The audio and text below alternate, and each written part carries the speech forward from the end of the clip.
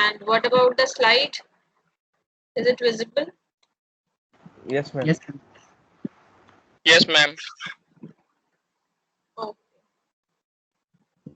So on the last turn, I had explained a characteristic of water, which was alkalinity, and today we will be starting with another characteristic of water, which is hardness.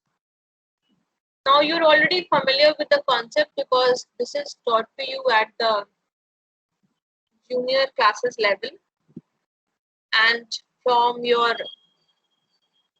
previous knowledge, tell me if a sample of water is hard and you are washing it, using it for washing purposes, what is going to be your observation? If you are using hard water for washing utensils or clothes, come again, what will happen? Scum will be formed if we use soap. Scum will be formed, and what will not be formed? Lather will not form. Lather, yes. Foam, or you can call it jhag in Hindi. Foam or lather will not be formed. That usually happens with soap when soap solution is formed. So lather will not be formed, and in place of lather you will get a sticky substance known as scum. So one way of defining hardness is that it is a characteristic of water which prevents lather formation with soap. So this is on the basis of the physical observation. But chemically, what is happening? If you ask this question, what chemically is happening, then for that you have to think why this hardness of water is occurring. So this hardness of water is due to the presence of certain salts, and those salts are the bicarbonates, chlorides and sulfates of calcium and magnesium. Now this was told to you at the basic level also, but make an addition to this information. It cannot only be the salts of calcium and magnesium, but it can be other heavy metal ions as well. For example, say the ferric salts or the aluminium salts or the manganese salts, the bicarbonates, chlorides and sulfates of these metal ions, even they can lead to hardness. But why were they not introduced to you earlier? Because what happens in general, the concentration of these salts is really small of other heavy metal ions, and the prominent metal ions which lead to hardness are calcium and magnesium only. They are present in abundance in comparison to the other metal ions. They play a dominant role, and that is why at the basic level you were told that it is only the salts of calcium and magnesium. But suppose if any sample, the salts of other heavier metal ions are also there in higher concentration, then even they will be taken into account for expressing the hardness of that sample of water. So chemically, if you know, it is the salts of these metal ions which are leading to hardness. One more way of defining hardness can be that it is the soap precipitating property of water. Now this is the chemical definition. Soap, you know, is chemically sodium or potassium salt of higher fatty acids. So when these compounds, sodium and potassium salts of higher fatty acids, which are soluble in water, they come in contact with the metal ions, say calcium or magnesium metal ions, then it leads to the formation of a precipitate, and this precipitate which is formed leads to scum formation. So chemically, how can you define hardness? Chemically, it can be defined as the soap precipitating property of water. It is the soap precipitating of water which has been expressed chemically with the help of the first equation that you can see. Soap, it is soluble in water. When it comes in contact with the metal ions or the cation, then it leads to the formation of a precipitate, and this reaction is responsible for the hardness of any sample of water. This is the general reaction, and specifically I have taken two examples to express the same. Suppose for soap you take the example of sodium stearate. So sodium stearate, when it comes in contact with calcium chloride or magnesium sulfate, it leads to the formation of precipitates of calcium stearate and magnesium stearate. So these precipitates, they lead to hardness, and lather is not formed. In fact, in place of lather, what is observed? A scum is formed. Now, on the basis of this concept, what I have told you what hardness is, now can you compare the two characteristics of water? On the last turn, I had told you about alkalinity, and today I'm sharing the concept of hardness of water with you. So now can you compare the two characteristics? Please don't go by definitions. I don't want the difference to be given with the help of definitions. Conceptually, what is the basic difference between the two characteristics?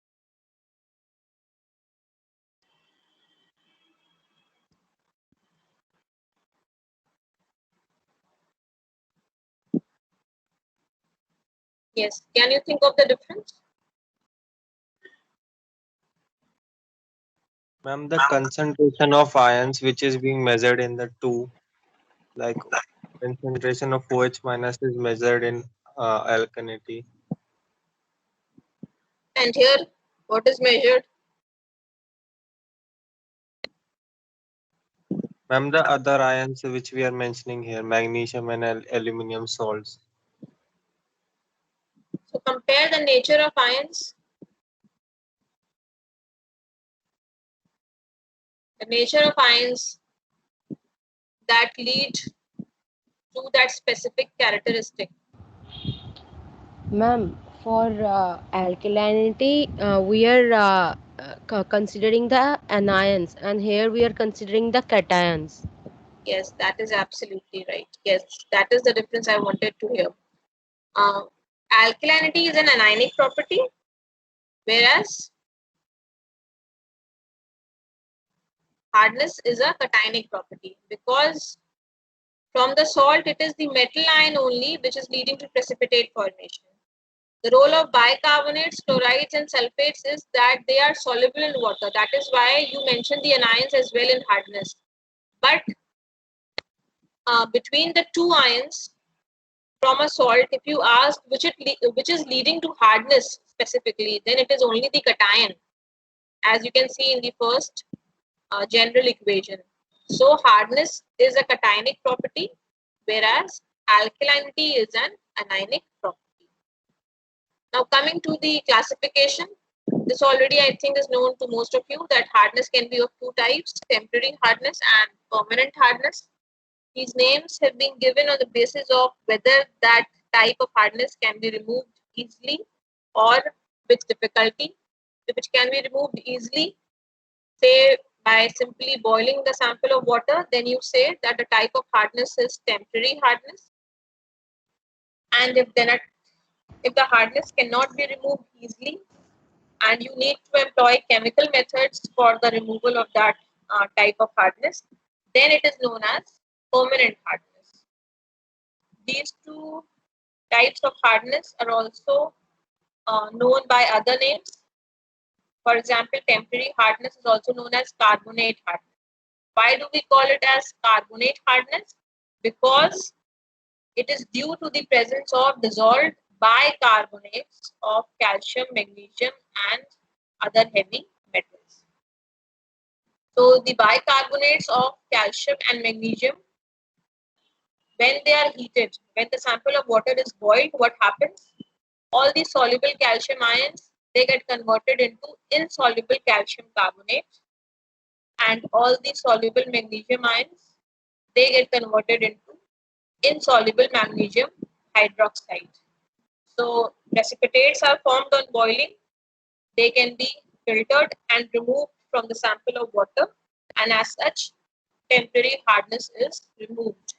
and in the process, CO2 also escapes into the environment. So you should be knowing these two reactions, what happens when you boil any sample of water. Coming to permanent hardness, this is caused due to the presence of dissolved chlorides and sulfates of calcium, magnesium, and other heavy metals. Since chlorides and sulfates are involved in this case, that is why this type of hardness is also known as non-carbonate hardness. So remember the other name as well. And permanent hardness cannot be removed easily, and you need to employ chemical methods for the removal of this type of hardness. And total hardness of any sample of water is given by the sum of these two types of hardness, temporary and permanent, or carbonate and non-carbonate hardness. Now coming to the quantitative expression of hardness.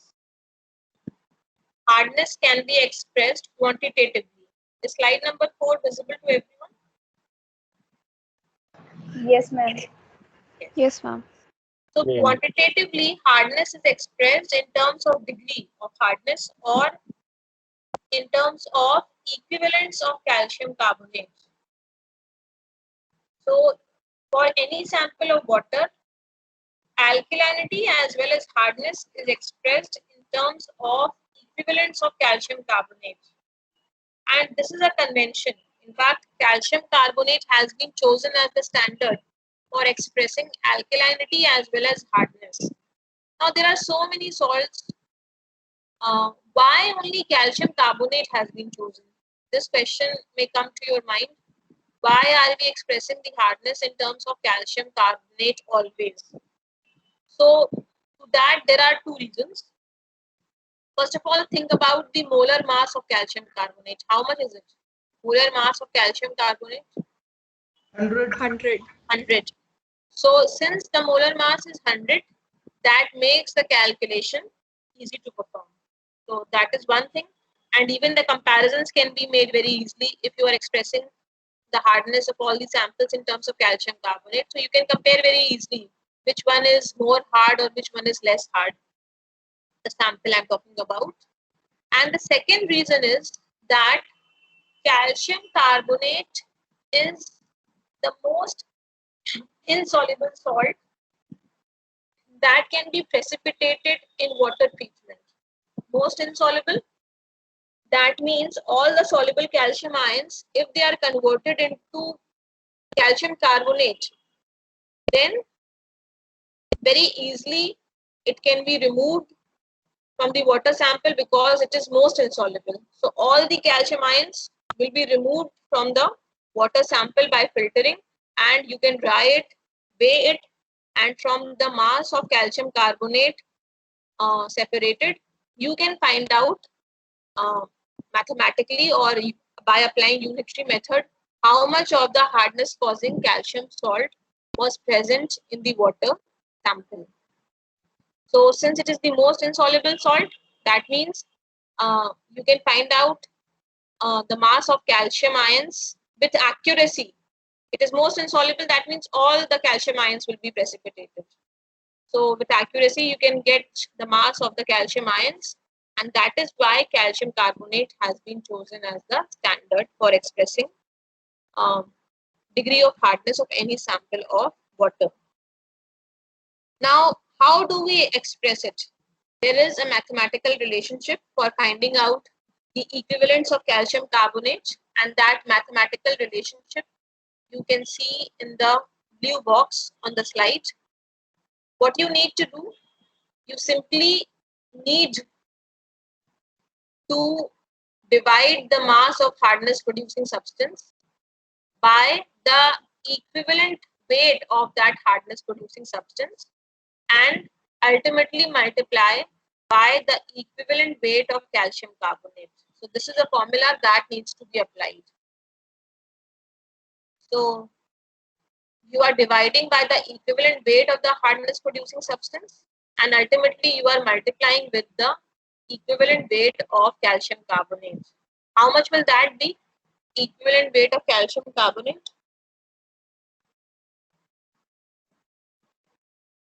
50. And how have you calculated that? What is the general formula for any salt? If you calculate the equivalent weight for any salt, how is that done? Molecular weight by n factor. Molar and factor. I don't want the answer in terms of n factor. Give me in terms of charge. Give me the answer in terms of charge. Charge on anion, cation, any one of. It should be total charge on the cation or anion.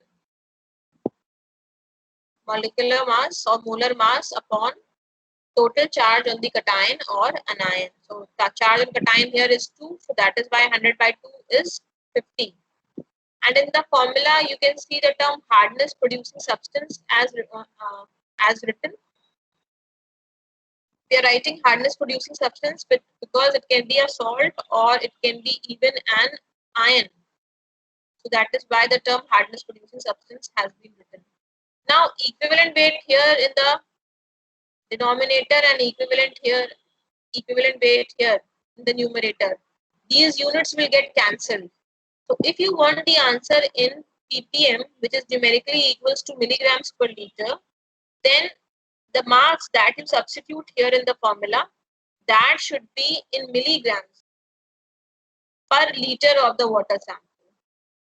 Whatever unit you substitute here in the numerator of the fraction, that will be the unit of your answer.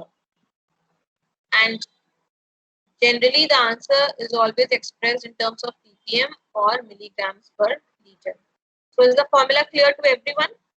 In fact, this conversion you will have to carry out in all the numerical problems, especially when you will be solving problems on the lime and soda method. This method you have to learn, the lime and soda method.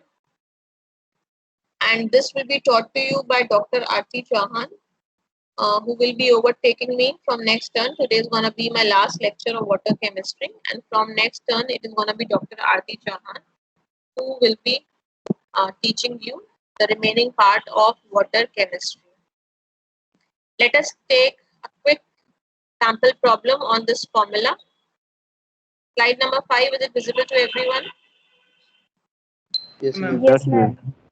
Okay, the question says a sample of water contains 120 milligrams of magnesium sulfate per liter and you are required to calculate the degree of hardness in terms of calcium carbonate equivalence. So the hardness producing substance that has been given is magnesium sulfate and the mass has been given as 120 milligrams. It is already in milligrams, so no conversion needs to be made per liter. So the amount is, or the concentration is 120 milligrams per liter. Then you need to calculate the equivalent weight of magnesium sulfate, chemical equivalence or equivalent weight of magnesium sulfate. The molar mass of magnesium sulfate is 120 divided by the total charge on say cation, that will be 2. So it will come out to be 60. And then after that, you need to write the formula and substitute the values. So the mass or the amount of hardness producing substance in milligrams per liter is 120 given in the question. Equivalent weight of magnesium sulfate is 60 and you will multiply the result by 50, which is the equivalent weight of calcium carbonate. So the result that you will get is going to be 100 milligrams per liter of calcium carbonate equivalence. Now this was very direct actually to perform. Where you can go wrong is this place. If you will substitute the equivalent weight of the hardness producing substance wrong, then your calculation may go wrong. Tell me, if the molar mass of aluminium sulfate is X, what is going to be the equivalent weight of aluminium sulfate? Molar mass of aluminium sulfate X is by 3, ma'am. 150. Think before you are answering. If the molar mass is X for aluminium sulfate, how much will it be? X by 6, ma'am. X by 3. X by 3. See, X you by people 6. are X by confused, 6. and this is X by what 6. happens. This is what happens in the examination also. It has to be the total charge, and in the formula there are 2 aluminium ions. And X by 6. It is going to be X by 6. Yes. So don't make that mistake. In the books, you will see a table has been given for all the hardness producing substances. So what you can do, calculate the equivalent weight of all the substances and check the data from the table that has been given in the book. That will help you solve numerical problems with accuracy in the lime and soda method. So that is my advice to you regarding the use of this formula. Don't be overconfident, because it is because of that you actually make mistakes in the examination. Now coming to the units of hardness. Is slide number 6 visible to everyone? Yes, ma'am. Yes. So in fact, about these 2 units, I have told you earlier, but we have not defined it till yet. But I have told you numerically they are equal. And today we will be even proving how numerically they are equal. So talking about milligrams per liter and parts per million, though numerically they are equal, but nature-wise they are very much different from each other. Milligrams per liter and parts per million. If you think about the physical quantities involved in the 2 units, then milligrams per liter is mass by volume. It is a fraction involving mass by volume. Whereas parts per million is a pure ratio. If I say pure ratio, that means the same physical quantity has to be involved in the numerator as well as denominator, and that too with same unit. So when the physical quantity will be same and the unit will be same, then only will it be get cancelled and you will get a pure ratio. So that is why when we define parts per million, according to the name, the definition is given by, it is the number of parts of calcium carbonate equivalent hardness present per million parts of water. So here you use the terms parts because this term is there in the name itself. But I have explained you what is the meaning of parts. Parts means same physical quantity in the numerator as well as denominator and with the same unit. Then only it is going to be parts per million. And 1 million is equal to 10 lakhs. That is why 10 to the power 6.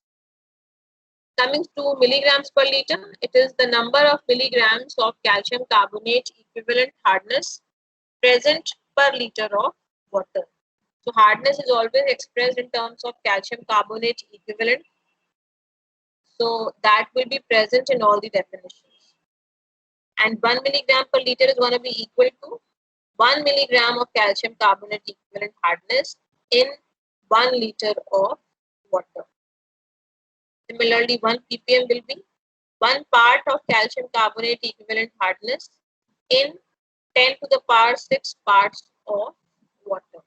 So this is how we define the 2 units. Now coming to more units in which hardness is expressed. So ppm is the most common one which is used all over the world. But apart from ppm, there are 2 more units, degree Clark and degree French, which are commonly used to express hardness as well. Now, if you consider the nature of these 2 units, it is similar to ppm. Even they both are pure ratios. So while you are defining degree Clark and degree French, the system is the same as ppm. The change which is occurring in the case of these 2 is that degree Clark, the number in the denominator is 70,000 in place of 10 to the power 6. And in degree French, the number is 10 to the power 5. So it is only the number which is changing in the denominator. For ppm, it is 10 to the power 6. For degree Clark, it is 70,000. And for degree French, it is 10 to the power 5. So just remember this and you will be able to write the definitions of all the units. One more thing, look at the short notation of degree Clark, always write the lowercase l, small l, after capital C. If you miss the L, that means it will be equal to degree Celsius. Similarly, if you forget R, this will be equivalent to degree Fahrenheit. So do not forget to write L and R after degree, after writing degree capital C and degree capital F. One more thing about degree Clark. In the books, you will see one more definition of degree Clark. It has been given as the number of grains of calcium carbonate equivalent hardness present per gallon of water. Now, this is the second definition of degree Clark which has been given, and I'm giving you this assignment. First of all, I want you to work out the meaning of the terms grains and gallon. And when you have worked out the meaning of these terms, grain and gallon, then I want you to establish the equivalence of the two definitions. How you start from one definition and you reach the second one. So you need to establish the equivalence between the two definitions of degree Clark. This is an assignment for everyone and you have to complete it. So is it clear what you have to do for your assignment?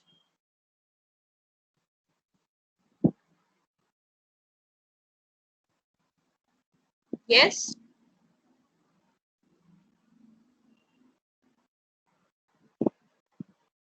Yes, ma'am. Okay. Now coming to the relationships between the 4 units about which you have learned right now. First of all, we will take up the relationship between ppm, degree Clark and degree French. Just now we have defined what does 1 ppm mean and what does 1 degree Clark mean and what does 1 degree French mean. Now on the basis of this definition, straight away you can get this result. How will you get it from the first 3 equations on the slide? Simply you will make one part of calcium carbonate equivalent hardness as the subject of the formula or the equation. You will make this the subject. So one part of calcium carbonate equivalent hardness will be given by 10 to the power 6 ppm. This will go into multiplication with 1 ppm. Similarly, you will do it for the second equation and then for the third equation. And since all the 3 equations will be representing one part of calcium carbonate equivalent hardness, so you can equate the 3 values. And after equating the 3 values, simply divide by 10 to the power 6 and you will get this final expression. So is it clear? How are you getting this final expression? Yes, ma'am. Yes. Now in the book, you will see a number of equations have been given, 3 to 4 equations. So you do not need to remember all the 4 equations. Just keep one in your mind and you will be able to work out the remaining 3. Suppose you want to make degree Clark as 1 unit. So divide by 0.07 throughout and you will get it. What will be the relationship? So just keep one relationship in your mind and you will be able to make out the remaining 3. And finally coming to the relationship between ppm and milligrams per liter. Is slide number 9 visible to everyone? Yes, ma'am. Yes, ma'am. Yes. Okay. So I have told you the basic difference between the two. This is a pure ratio and milligrams per liter is mass by volume. So if you want to make the relationship between the two, if you want to express the relationship, your goal should be that make this milligrams per liter as mass by mass, say. It can be made volume by volume, but mass by mass is going to be the better option.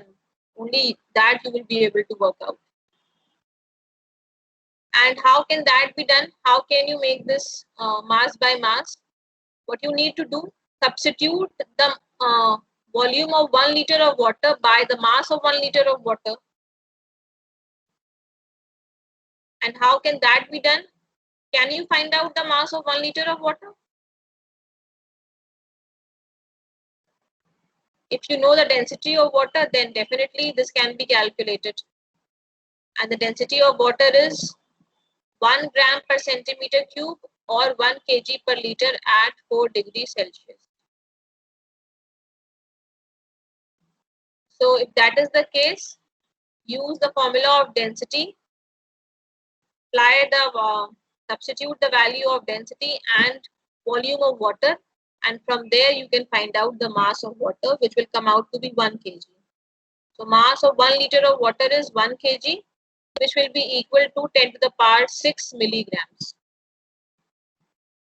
And if you start with 1 milligram per liter, the meaning of this is going to be this: 1 milligram of calcium carbonate equivalent hardness in 1 liter of water.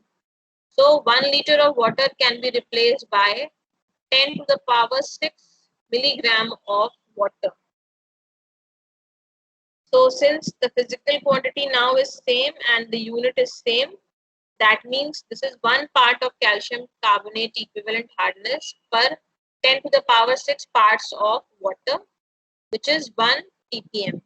So 1 milligram per liter is equals to 1 ppm.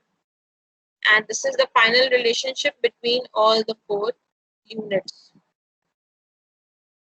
So is it clear how numerically 1 ppm and milligrams per liter are equal? Yes, ma'am. Good. So now that means we can move to the estimation of hardness or the experimental determination of hardness of any sample of water. This can be done by a number of methods, but we will be only discussing the EDTA method, because this you have to learn in your practical class as well. The third experiment in water chemistry will be based on hardness by EDTA method. So now let us discuss what is this EDTA method for the estimation of hardness of water. Again, it is a volumetric titration, and the type involved is a complexometric titration. If you remember, in the case of alkalinity, it was acid-based titration. Here in the case of hardness experiment, it is complexometric titration, because a complex will be formed between EDTA and the hardness causing metal ion. And now on the coming slides, we will be seeing what is the structure of that complex and how it is formed. But before that, I hope many of you remember what EDTA is. You know the full form, you will be able to write the structure. It is nothing but ethylene, diamine, tetraacetic acid, 4 acetic acid groups. So ethylene, diamine, tetraacetic acid, that is the full form of EDTA. Now we don't use EDTA directly in the experiment. It is the disodium salt of EDTA which is used for the experiment. So 2 replaceable hydrogen atoms have been replaced by the sodium ions, and they have been kept a maximum distance apart for the minimum repulsion to occur and for the maximum stability of this complexing agent. Now the question arises, why are we using the disodium salt of EDTA and not EDTA directly? So there are 2 reasons to it. We are using the disodium salt because, number 1, it is more soluble in water. So the solubility factor is responsible. You will be able to make a solution of disodium salt of EDTA very easily. That is not the case with EDTA. So the solubility increases, number 1. And number 2, the disodium salt of EDTA with 2 molecules of water of crystallization. This is easily available in pure state. And since it is easily available in pure state, it can be used as a primary standard. Now, if you do not know what is the meaning of a primary standard, I want you to look up at the definition of a primary standard and the various examples of a primary standard. That I will not discuss in the class. But for the time being, you need to know that the dihydrate of the disodium salt of EDTA is easily available in pure state. The percentage purity is really high. So that is why it can be used for quantitative analysis. And we are using it for volumetric titration. Now look at the structure of EDTA or its disodium salt and tell me how many coordinating sites are there in this complexing agent. How many coordinating sites or ligating sites? 4. 4, ma'am. 4. 4. 4 or 6? Ma'am, there are 6. 4, ma'am. 6. Ma'am, it is hexadent. 2 nitrogen atoms and 4 oxygen. 4 oxygen atoms with a negative charge on them. So all of them, 4 oxygen atoms and the 2 nitrogen atoms, they have lone pairs to donate into the vacant orbitals of the metal ions. So it is a hexadentate ligand. And if it is hexadentate ligand, then tell me what can be the geometry of the complex that will be formed between the metal ion and EDTA or its disodium salt. Most common geometry. Octahedral. Octahedral, yes. So nearly octahedral is the shape of the complex which is formed between the metal ion and EDTA. And always remember that when the reaction takes place or when this interaction takes place, the metal ion and EDTA, they react in the ratio 1:1.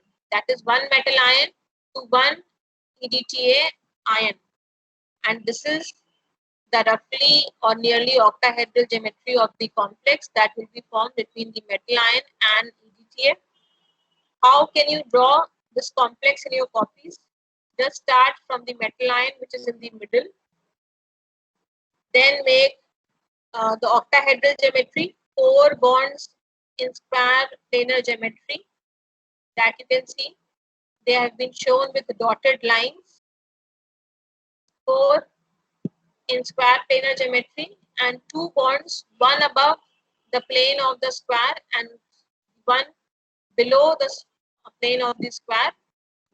This is going to be your octahedral geometry. And attach the ligating sites, 2 nitrogen atoms and 4 O- ions. You can supply these coordinating centers, and once you have made the octahedral geometry and supplied the atoms and ions, after this you need to complete the structure. Always remember that when you will connect the coordinating centers, oxygen and nitrogen, you will always come across 2 carbon atoms in connecting them. So you will be connecting them via 2 carbon atoms. COCH2, start from O, COCH2. Start from O, COCH2. This oxygen and nitrogen, COCH2. And when you will be connecting 2 nitrogen atoms, again 2 carbon atoms will be there, but this time it is going to be CH2, CH2. So now will you be able to draw this complex in your copies?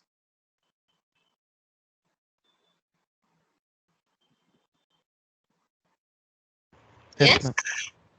And one more specific feature about this complex, see how much complex it has become. In fact, it is resembling more like a cage. So since it has a cage-like structure, it is more stable in comparison to a structure which has non-cage geometry, and that is why it is a stable complex, and the stable complex or the stability is being provided to this complex due to an effect known as chelate effect. The term chelate itself means cage-like.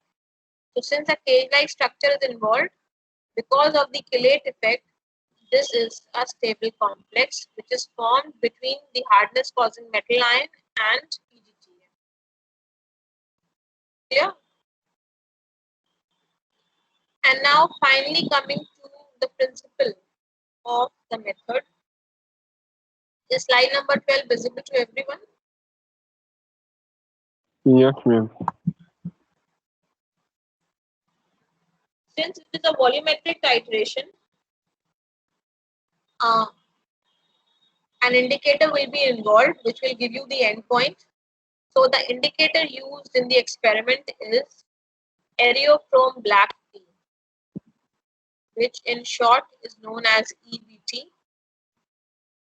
Now, along with EBT, you also add in this experiment a buffer solution, and this buffer solution is of ammonium hydroxide and ammonium chloride, a basic buffer, which maintains a pH of 8 to 10 while the experiment will be performed. Now, why we have to maintain a pH of 8 to 10, this I will tell you after the discussion of the first two reactions.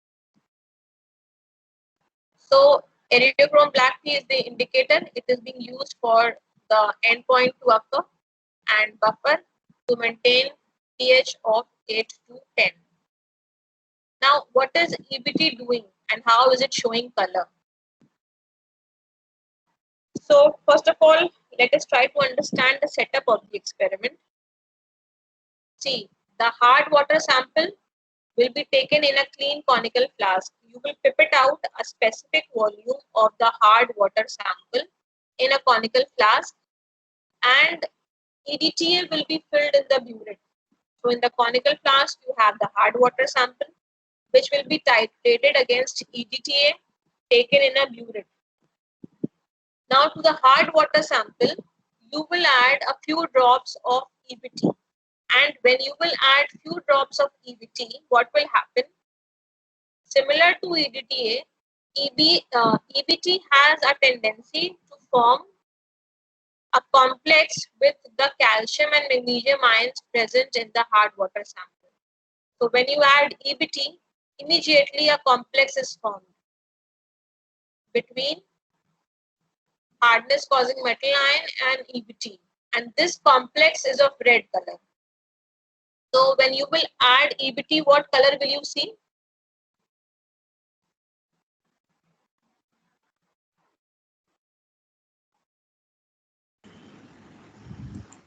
Wine red. Wine red will be the color that you will see in the conical flask. Now, after that, to the conical flask, you will be adding buffer of ammonium hydroxide and ammonium chloride that will maintain a pH of 8 to 10 and no other change will be observed. It will just maintain the pH of the contents of the conical flask to around 8 to 10. After this, you will start the titration, means you will start adding EDTA from the burette into the conical flask. Now, when you will add EDTA from the burette into the conical flask, even EDTA has a tendency to form complex with calcium and magnesium ions. So it will start forming complex with the calcium and magnesium ions. But first of all, it will be reacting with the free calcium and magnesium ions. Now, what do we understand by the term free? See, some of the calcium and magnesium ions, they have entered into complex formation with EBT. And why are we saying some? We are saying some because EBT is an indicator. It is added in very small quantities. So small quantity, that means it will be reacting with only a small quantity of calcium and magnesium ions, and this complex will be formed. And most of the calcium and magnesium ions will be in the free state, or you can say uncombined state. When EDTA will be added, this EDTA will first react with the free calcium and magnesium ions, and it will form the calcium magnesium EDTA complex. Now, if you compare the two complexes, color-wise, the EBT complex is wine red, whereas the EDTA complex has no color. It is colorless. And if you compare the stability, I told you due to the chelate effect, it is stable complex, a more stable one. Whereas relatively, calcium magnesium EDTA complex is an unstable complex. And we are using these terms relatively to each other. Chelate effect is involved here. Chelate effect is not involved here. And we do not need to go into the details of the structure of calcium magnesium EDTA complex.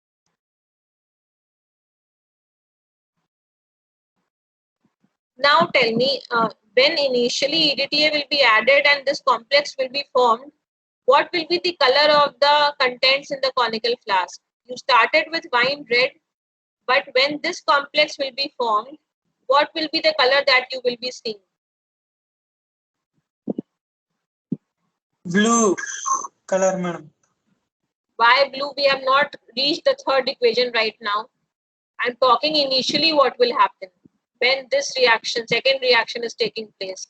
When second reaction is taking place, that means both the complexes are existing together. The first and the second. When first and second complex are existing together, what will be the net color? Wine red. Wine red, yes, because the other one is colorless. So the wine red color will persist in the conical flask initially. But a stage will come after that when all the free calcium and magnesium ions are finished. They are exhausted. And after they are finished, what will happen? EDTA will attack the unstable complex initially formed. So EDTA will attack this EBT complex and this reaction will take place, a displacement type of reaction. Displacement type, EDTA will displace EBT and take its position. Can you tell me what is the driving force for the reaction?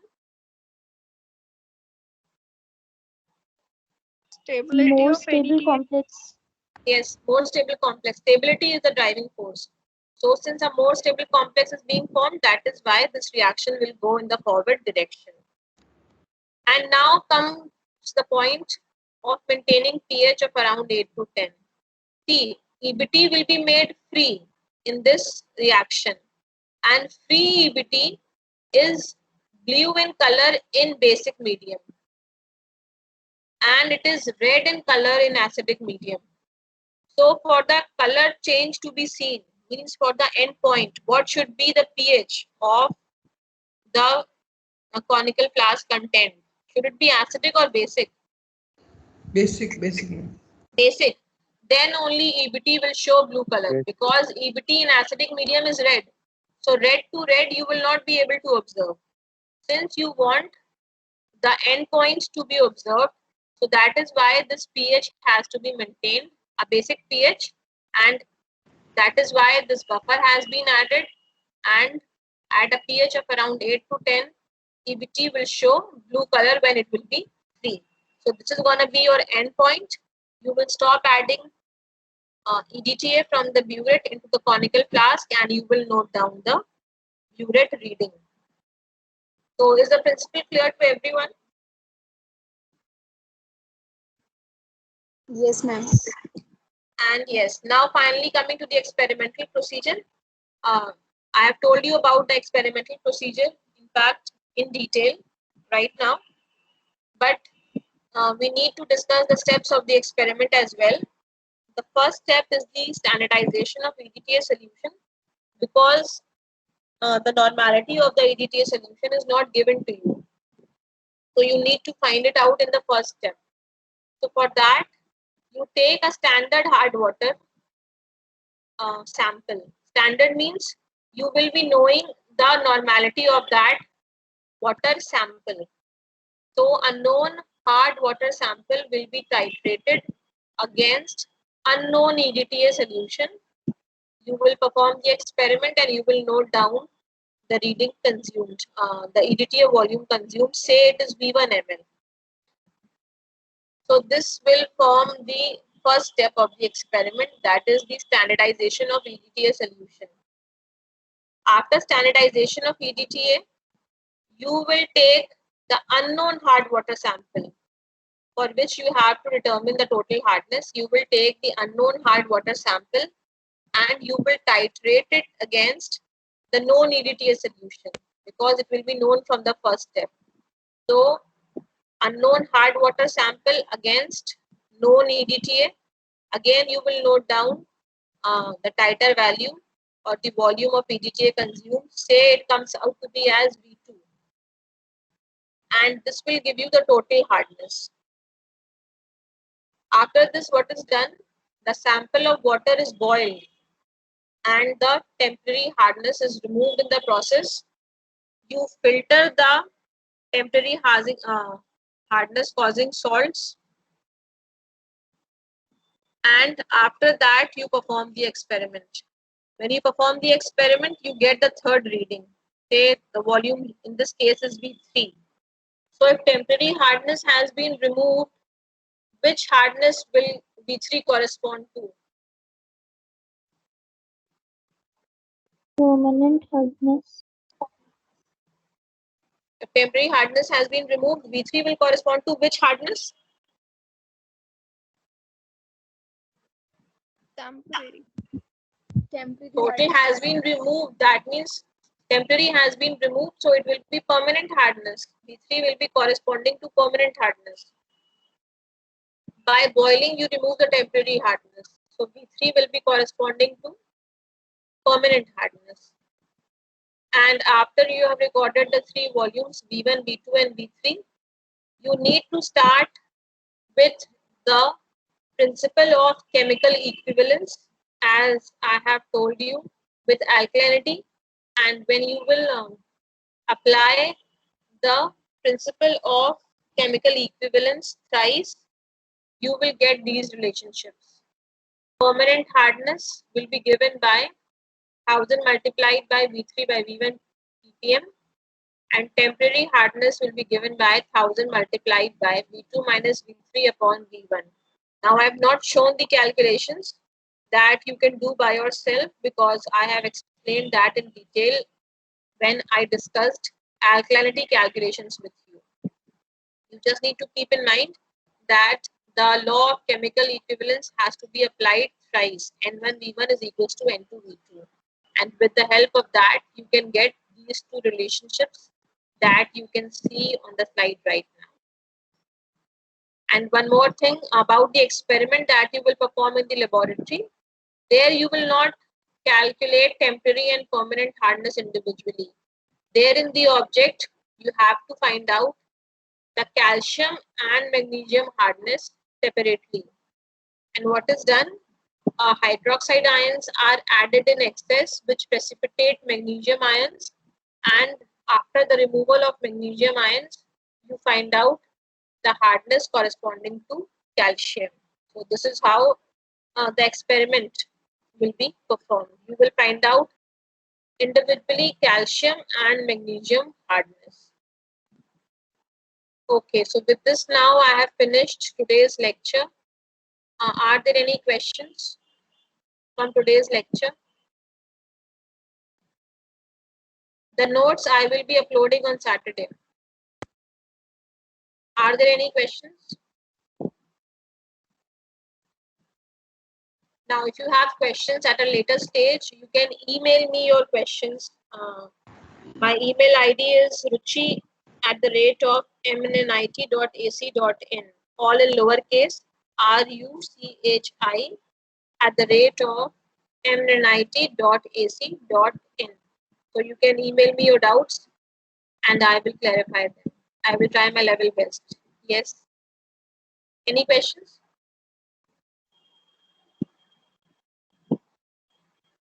If no, then I allow you to leave the meeting. Thank you, ma'am. Thank you, ma'am. Thank you, ma'am. Thank you, ma'am.